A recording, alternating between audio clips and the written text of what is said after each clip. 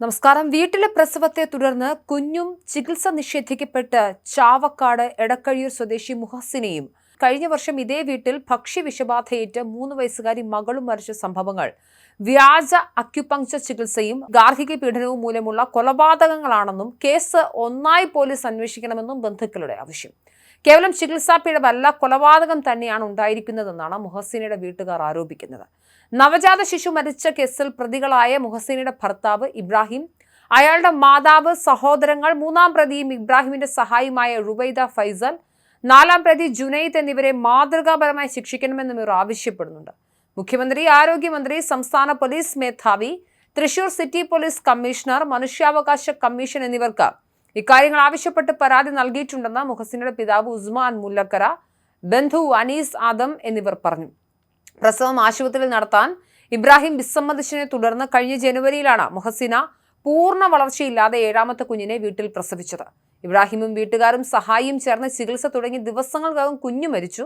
പ്രസവത്തിന് ശേഷം പ്ലാസന്റ പൂർണ്ണമായി നീക്കാതെ ഉള്ളിലിരുന്ന് അണുബാധ ഉണ്ടാവുകയും മറ്റ് അവയവങ്ങളെ ബാധിക്കുകയും ചെയ്തു. പ്രസവ സമയത്തെ പിഴവുകളാണ് മുഹസിനയുടെ മരണകാരണമെന്ന് തൃശൂർ മെഡിക്കൽ കോളേജിലെ പോസ്റ്റ്മോർട്ടം റിപ്പോർട്ട് വന്നു. നവജാത ശിശുവിന്റെ മൃതദേഹം പോസ്റ്റ്മോർട്ടം ചെയ്യാൻ പോലീസ് ആശുപത്രി ഫോറൻസിക് വിഭാഗം നിർദ്ദേശം നൽകിയിട്ടും ചാവക്കാട് പോലീസ് നടപടിയെടുത്തില്ല എന്നാണ് ബന്ധുക്കളുടെ ആരോപണം. താൻ നിർബന്ധം പിടിച്ചാണ് മകളെ ആംബുലൻസിൽ ആശുപത്രിയിലേക്ക് കൊണ്ടുപോയതെന്നും യഥാസമയം ചികിത്സ ലഭിക്കാത്തതിനാൽ ആരോഗ്യസ്ഥിതി വളരെ മോശമായിരുന്നുവെന്നും മകളെ പല ആഭിചാര പ്രവൃത്തികൾക്കും വിധേയയാക്കിയതിന്റെ പാടുകൾ ശരീരമാസകലമുണ്ടായിരുന്നുവെന്നും പിതാവ് ഉസ്മാൻ മുല്ലക്കര പറയുന്നു. മുഹസിനെ ആശുപത്രിയിൽ പ്രവേശിപ്പിച്ചതിന് മുതൽ മൃതദേഹം മറവ് ചെയ്യുന്നതുവരെയും ഇബ്രാഹിമും കുടുംബവും ഗുണ്ടകളും ചേർന്ന് ഭീഷണിപ്പെടുത്തിയിരുന്നതായി ബന്ധുക്കളായ PH റഫീഖ്, K സുമൈറ, മനുഷ്യാവകാശ പ്രവർത്തക ഫെറനീസ ആരിഫ് എന്നിവർ ആരോപിച്ചു. ആധുനിക വൈദ്യശാസ്ത്രം ഇത്രയേറെ പുരോഗതി കൈവരിച്ച കാലഘട്ടത്തിലും വ്യാജ ചികിത്സയുടെയും അന്ധവിശ്വാസങ്ങളുടെയും പേരിൽ ഒരു അമ്മയ്ക്കും കുഞ്ഞിനും ജീവൻ നഷ്ടമായത് സാമൂഹിക മനസാക്ഷിയെ നടുക്കുന്ന പ്രധാനപ്പെട്ട കാര്യങ്ങളൊന്നാണ്. മുഹസിനയുടെ മരണം കേവലം ഒരു ചികിത്സാ പിഴവല്ല എന്നും ഗാർഹിക പീഡനവും ആസൂത്രിതമായ അനാസ്ഥയും ചേർന്ന കൊലപാതകവുമാണെന്നുള്ള ബന്ധുക്കളുടെ ആരോപണം അതീവ ഗൗരവതരമാണ്. കഴിഞ്ഞ വർഷം ഇതേ വീട്ടിൽ നടന്ന 3 വയസ്സുകാരുടെ മരണവും നിലവിലെ സംഭവങ്ങളും തമ്മിലുള്ള ബന്ധം സമഗ്രമായി അന്വേഷിക്കേണ്ടത് നീതി നിർവഹണത്തിന് അനിവാര്യമാണ്. വീട്ടിലെ പ്രസവത്തെ തുടർന്നുണ്ടായ സങ്കീർണതകളും കൃത്യസമയത്ത് ചികിത്സ നൽകാതിരുന്നതും ശരീരത്തിൽ കണ്ടെത്തിയ ആഭിചാര ക്രിയകളുടെ പാടുകളും ഈ കേസിന് പിന്നിലെ ക്രൂരതയുടെ ആഴം വ്യക്തമാക്കുന്നു.